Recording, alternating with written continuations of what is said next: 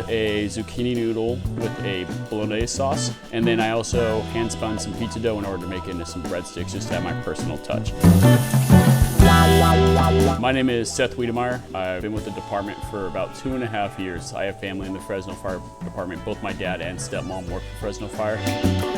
So I started off with making the homemade tomato sauce, broil them in the oven so that we could get the skins off. I also went in and I cut up the onions and the garlic to saute the onions and the garlic before adding them to the meat. Then I added the meats in order to let them kind of soak in that onion and garlic taste. While the meat was cooking, I took the tomatoes back out of the oven. You can peel off the skins and throw them into a blender. I added some garlic powder, I added some thyme, and I added some oregano and a balsamic vinegar just to give it a little bit more of a sour kick to the sauce. And the next step was to put it onto the stove and kind of let it simmer down for about 30 minutes. I then start prepping the zucchini to shred into zucchini noodles.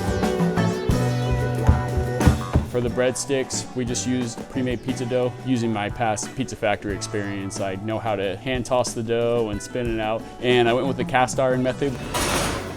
I then added the red sauce to the meat, added heavy whipping cream and Parmesan cheese, as well as butter and garlic. We then started to saute the zucchini noodles for about 5 minutes. Cut up the breadsticks, just put out the toppings, hot sauce, Parmesan, whatever we needed. If you're ever looking to be in the fire service or if you're currently, I highly suggest you learn how to cook, because even if everything else goes wrong in that day, if you come home to a hot cooked meal, it can really turn the day around.